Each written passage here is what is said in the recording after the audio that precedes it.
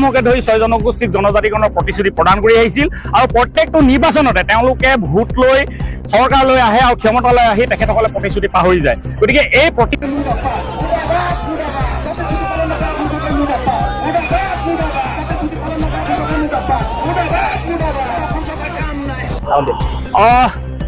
(2014 চনৰ পৰা বিজেপি দল আৰু চৰকাৰে টায়ামকে ধৰি 6 জনগোষ্ঠীক জনজাতিকৰণৰ প্ৰতিশ্ৰুতি প্ৰদান কৰি আহিছিল আৰু প্ৰত্যেকটো নিৰ্বাচনতে তেওঁলোকে ভোট লৈ চৰকাৰলৈ আহে আৰু ক্ষমতালৈ আহি তেখেতসকলে প্ৰতিশ্ৰুতি পাহৰি যায়। গতিকে এই প্ৰতিশ্ৰুতি আৰু প্ৰতাৰণা বহুত হ'ল।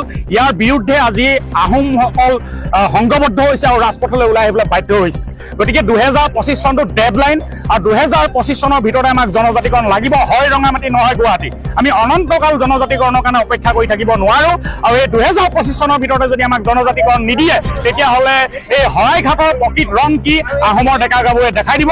কাৰণ শৰাইঘাটৰ দ্বিতীয় যুদ্ধ বুলি কৈ তেখেতসকলে আমাৰ ভোট লৈ আমাৰ আৱেগক বন্ধকত দি তেওঁলোকে চৰকাৰ গঠন কৰিলে আৰু আমাৰ আৱেগক লৈ খেলা কৰিবলৈ দিয়া নহ'ব।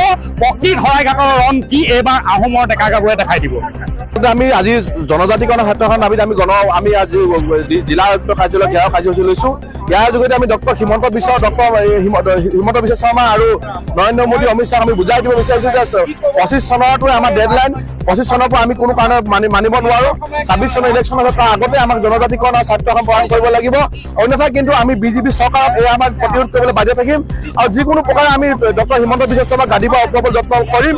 গতিকে আমি গাঁৱে ভূঞে সকলো শ্ৰেণীৰ ৰাইজ ওলাই আহিছে আজি তাৰিখত সজাগ হৈছে যে জনজাতিকৰণৰ বিকল্প নাই। জনজাতিকৰণৰ আহোমসকলক সুৰক্ষিত কৰিবৰ কাৰণে বিকল্প নাই।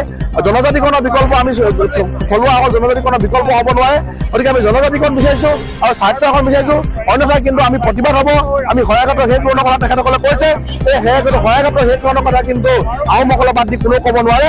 গতিকে আমি ভাবোঁ যে আহোমসকলে শৰাইঘাটৰ শেষকৰণ কি এইবাৰ নিশ্চয় ডক্টৰ হিমন্ত বিশ্ব শৰ্মাক বুজাই দিব আৰু যি আমাৰ যুদ্ধ সময়ত যিটো নাই ৰঙামাটি নাই যি গুৱাহাটী আছে তেনেকুৱা ধৰণৰ এটা নীতি আমি এবাৰ লৈছোঁ, হয় ৰঙামাটি নহয় গুৱাহাটী।